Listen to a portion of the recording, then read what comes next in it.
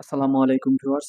আজ সকাল সকাল আমাদের বাড়িতে কলার ব্যাপারী ঘোরাঘুরি করছিল, কারণ আমাদের বাড়ির আঙিনায় বেশ কিছু কলা গাছ লাগানো আছে। সেই গাছের কয়েকটি খাইনের কলা বেশ বতী হয়ে গেছে।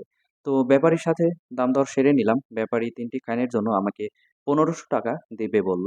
ছোট দুইটা খাইন ৬০০ এবং বড়টা ৯০০ টাকা দাম হলো। আমি খুব বেশি বার্গেনিং করলাম না, কারণ বর্তমান কলার বাজার সম্পর্কে আমার ভালো ধারণা ছিল। যদিও আমি নিজে বাজারে নিয়ে বিক্রি করলে আরো ৩ থেকে ৪০০ টাকা বেশি দামে বিক্রি করতে পারতাম, তবে সেখানে আমার গাড়ি ভাড়া বাবদ ১৫০ টাকা খরচ হতো। সাথে শ্রম এবং সময় দুইটাই নষ্ট হতো।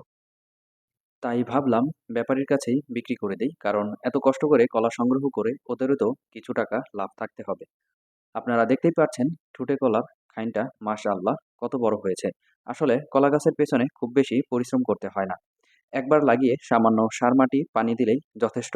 আপনারা যদি আমার মতো অলস হয়ে থাকেন, তাহলে বেকার সময় নষ্ট না করে বাড়ির আঙিনায় ফাঁকা জায়গাতে কিছু কলা গাছ লাগিয়ে রাখতে পারেন। তাহলে বছর শেষে আপনার পকেটে কিছু টাকা আসবে।